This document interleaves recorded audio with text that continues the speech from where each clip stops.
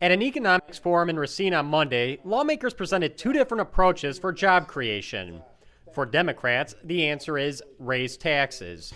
So there's been much discussion about how this economy would affect those at the top of the economy, what are called job creators, and how their economic impact, how their outlook looks. But I think too often in this debate, we don't ask what workers need to get back to work, and we're not asking intensely enough what people need to have a real shot at the middle class. So the technical college system is something that I think has enjoyed broad support from both the private sector and the public sector, from Republicans and Democrats. My hope is that a proposal that could retrain 35,000 Wisconsin workers and a real way to pay for it by asking the richest 2,900 Wisconsin residents to pay 1% more in taxes is a fair approach, and it's one that I hope is considered. For Republicans, the answer is close tax loopholes and lower taxes. One thing that I'm fighting for right now is let's clean up the business tax system.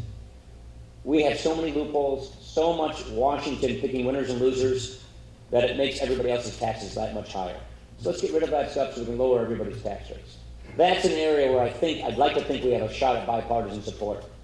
So let's go find those ideas that have common ground, move those to get this economy growing, to get an insurance policy against another recession, and then let's give you, our constituents, our employers, the choice of which direction you want to take, and that's what we're trying to do. In an environment of civil debate, liberals had a hard time arguing with Congressman Ryan's idea. I heard something from Congressman Ryan that I never thought that I would do it, an agreement on getting rid of loopholes. Some tried to blame Republicans for companies outsourcing jobs. How are we supposed to be able to compete with the overseas third world economy?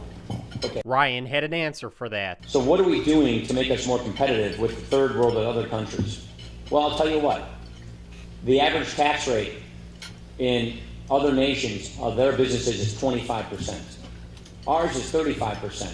But when you turn on the TV and you look at companies like GE, they didn't pay any taxes. You know how long their tax return was this year? 57,000 pages. So we have a tax system that says companies like this that made, I think, something like $14 billion. I'm glad they did that because they hire people up in Waukesha and everywhere else. They're able to utilize all these different loopholes, all these different exemptions. But lots of businesses don't. And every other business pays a higher tax rate as a result of that. So what I've been saying, what we passed in our budget was get rid of the loopholes, lower everybody's tax rates, and get America tax rates on our businesses down to where our competitors are. When we tax our businesses as high as a third or 50% higher than other countries, it puts us at a huge competitive disadvantage. And not every business gets all these loopholes. Look, UPS, I saw a UPS truck driving over here. They paid a 34% tax rate, but their biggest competitor, DHL, a German company, paid 24%. And so, to me, it's far better to stop sitting in Washington picking winners and losers, having businesses organize their business plans around an exemption or a loophole in the tax code, when we can just let them keep more of their own money in their business in the first place by broadening the tax rates, by getting rid of those loopholes and lowering everybody's tax rates, especially on our businesses and our manufacturers, to make them more competitive. The last thing that I would do is I think we ought to have a tax system that border adjusts our taxes. We don't tax imports, but we tax our exports. Most of our trading competitors do the opposite. When they make something and send it here, they take the tax off of it. When we make something and send it there, they put a tax on it. We do the opposite. If we make something here and send it there, we tax it. And if they make something and send it here, we don't tax it. So if we border adjust our taxes, do to them what they're doing to us, equalize this, I think that would put us at a far better competitive advantage. And so we need to clean up the way we tax our businesses, because right now it is pushing companies overseas. It is telling them if they make money overseas, don't bring it back and reinvest it in America. And when we're going to end up taxing you, we're going to tax you a lot higher than any other country are taxing their manufacturers, their businesses. And to me, that is just a bad idea. Representative Cory Mason is still not convinced. We hear the debate about what the rates are and how we compare to other countries or how we compare to other states.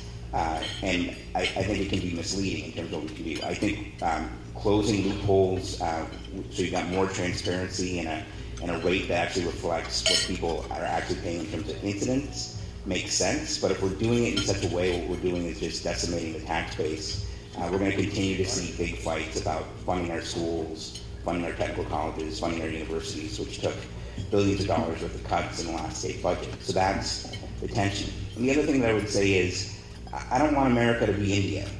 I want us to have high-wage, middle-class jobs where people can achieve the American dream